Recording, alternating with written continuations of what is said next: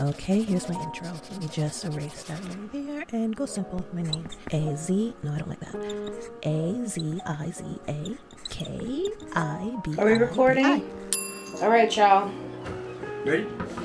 About to be. I'm just getting all the equipment together. About to leave to do this thing for Kean University. Getting ready. All right, y'all. Love you. Bye.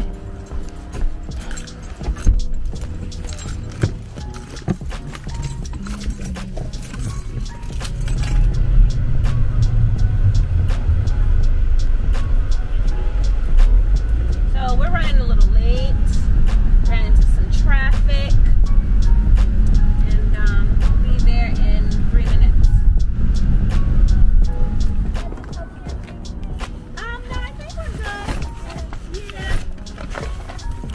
Doctor, I remember you. Yes, good to see you again. Sure, thank you for having me. Table is this one, Aziza. Is that fine, or you prefer to be on this side?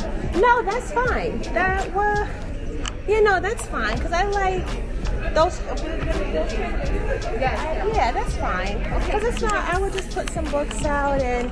But where am I standing? I'm standing right here, right? Okay. So let me go. I'm gonna just go put those over there and then set this up.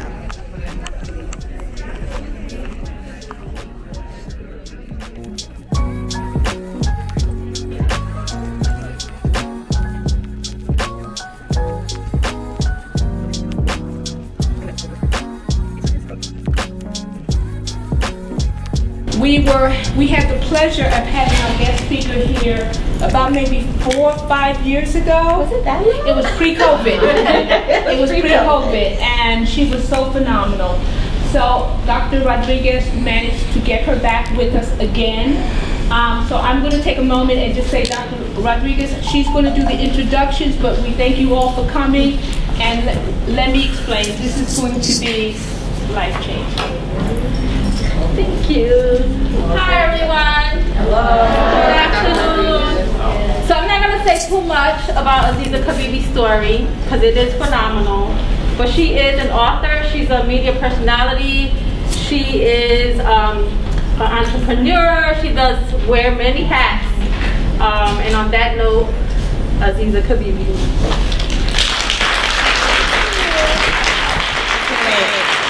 So I'm an entrepreneur. I also do a lot of production. So,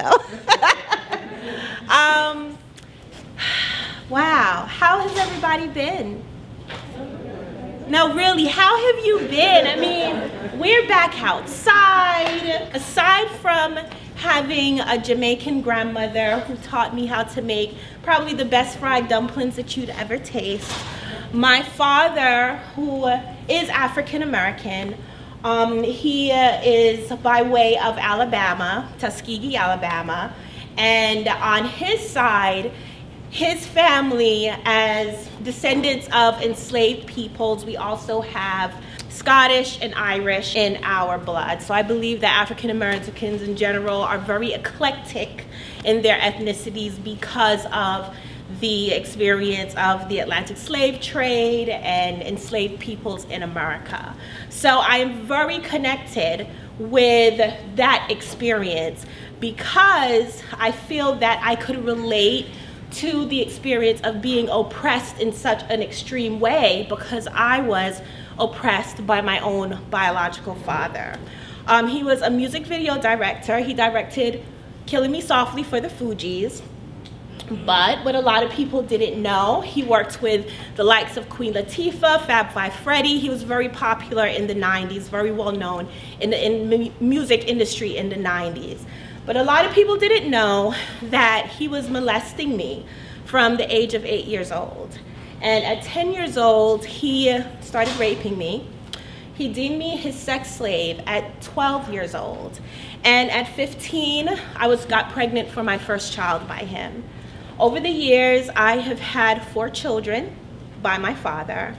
And I did not escape him until I was 24 years old. I was homeschooled to the age of 11. Him and my mom only taught me the very basic forms of education.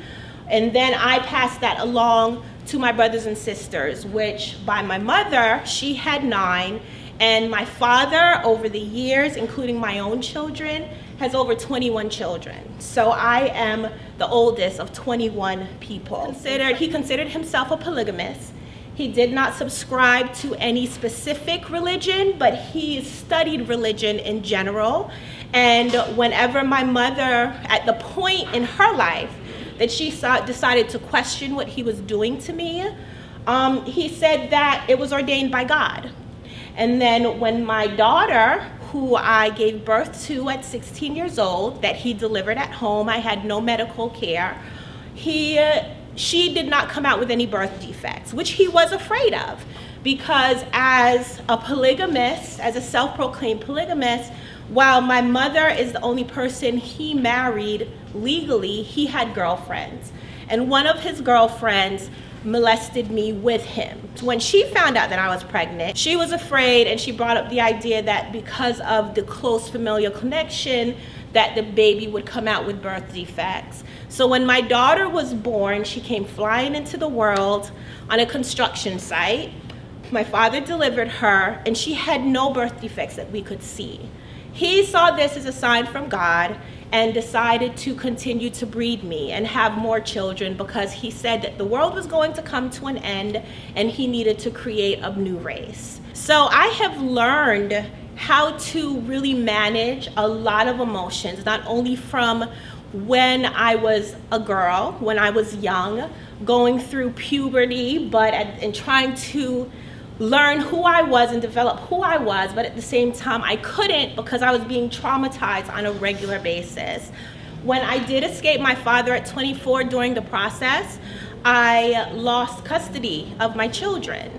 Now that was a blessing in disguise. Even though I had never been without them in my entire life, it was a blessing in disguise, because at least I knew they were safe away from him.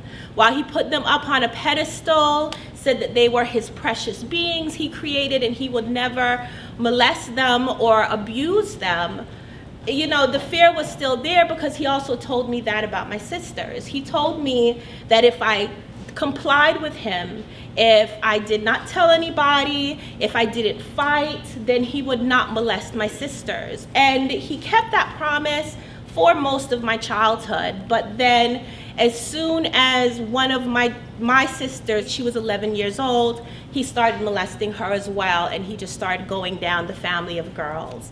All right, Jane. All right, you're welcome.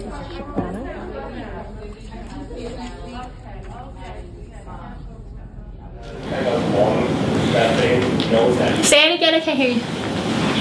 Kind of piggybacking off of that question. Okay. Those unconscious and conscious triggers, are you continuously developing new coping skills and strategies into your repertoire, or are you kind of finding that you have set ones that work for you? The way my mind works, I am constantly, what can I say?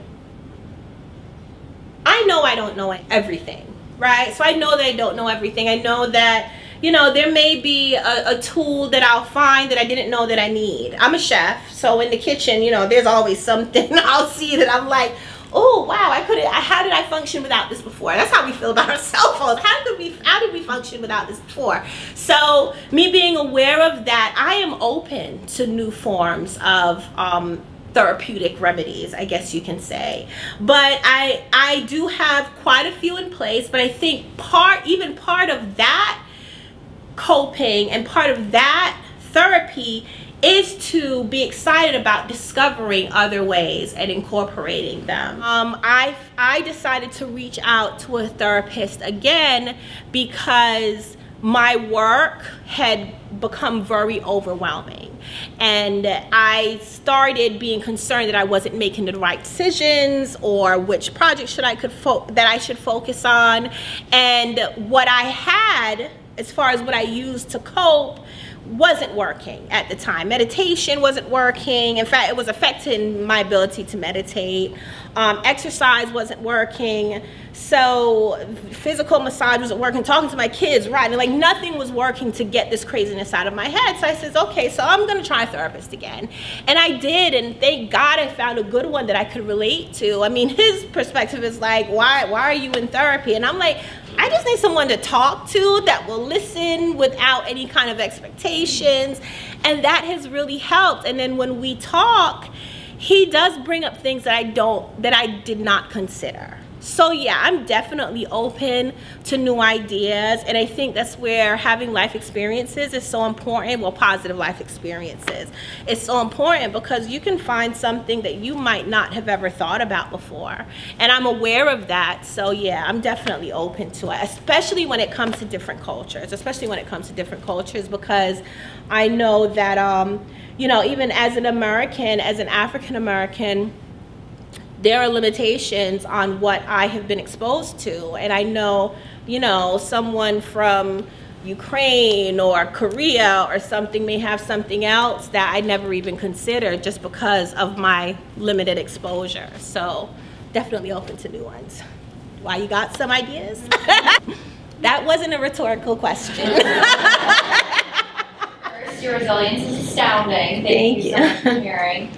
And then, so my question is, I know you said it was a long process, and you sort of did like your own healing and your own therapy, but at any point in the process, can you speak to how social workers could have intervened or assisted better, whether it's at the hospital when you took your child, or social services, you name it, the police report? Okay, so yeah, there's plenty of places. I'm gonna start with one specific.